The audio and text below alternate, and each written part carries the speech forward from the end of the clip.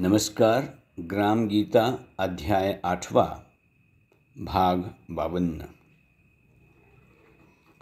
मागील 2 भागामध्ये सांगितल्याप्रमाणे ज्या प्रचारकानं योग्य रीतीनं प्रचार केला असेल त्याचा गाव संपन्न होतो. जे काम हाती घेईल ते पूर्ण केल्याशिवाय तो थांबत नाही. त्याच्या प्रचारामुळं लोकजीवनातील कला कौशल्याला वाव मिळतो आणि त्यामुळे सगळ्या गावात चैतन्य सळसळू लागतं. संत तुकडोजी म्हणतात, म्हणून बोललो गावाचे अधिष्ठान, प्रथम पाहिजे प्रचारक महान, जी जी असेल ती उणीव भरून काढावया गावाची. म्हणून ते गावकऱ्यांना आवाहन करताना म्हणतात की आतापर्यंत मी जे सांगितलं त्या गुणांनी संपन्न असलेल्या प्रचारकाचीच तुम्हाला निवड करणं अपरिहार्य आहे. आणि एकदा का अशा प्रचारकाची तुम्ही निवड केलीत की गावागावात सेवा करणाऱ्या संस्था, तरुणांची मंडळं, भजनी मंडळं, महिला मंडळं अशा मंडळांची स्थापना करणं सोपं जातं. या मंडळांच्या माध्यमातून गावाची सुधारणा करणं सोपं जातं.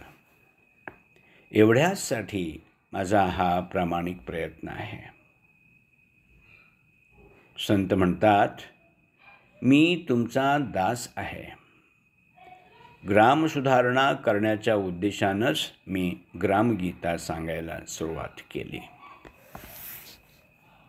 इथं प्रचार महिमा नावाचा 8वा अध्याय संपला. 9व्या अध्यायाला सुरुवात करत आहोत.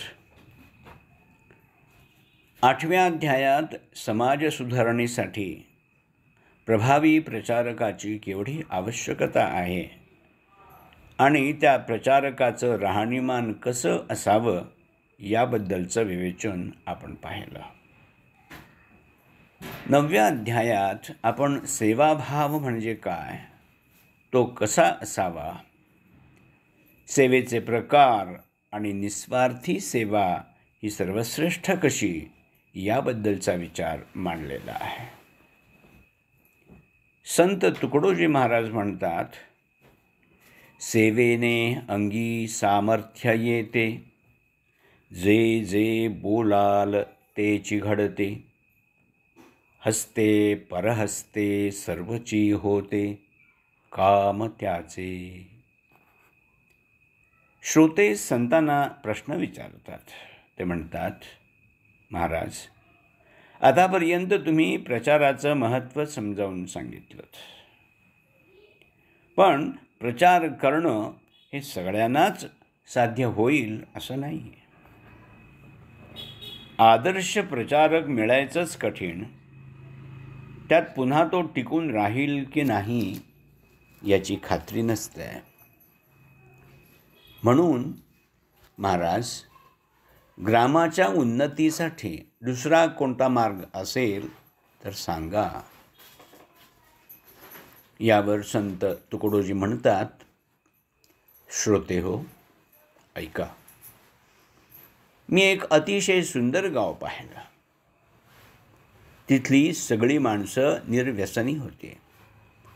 प्रत्येकाच्या घरी शिस्त आणि शांतता पाहायला मिळत होती आणि ते पाहून आश्चर्य वाटलं. म्हणून मी शोध घेऊ लागलो. तेव्हा एक नेता समोर आला आणि लोक त्याच्या नावाचा उद्घोष करू लागले. तो आला आणि म्हणाला, मी आपला सेवक आहे. त्याच्याकडे बघताच मला आश्चर्य वाटलं.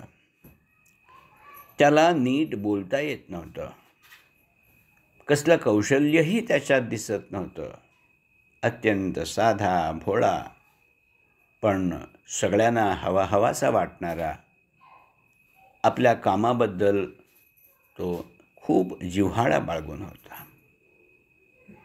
त्याच्या ठिकाणी सेवाभाव होता आणि प्रचार न करताही तो आपली लोकप्रियता टिकवून होता. त्याचं कारण एकच, आणि ते म्हणजे त्याची आपल्या कामाबद्दल असलेली निष्ठा आणि गावकऱ्यांबद्दल असलेली तळमळ. क्रमशः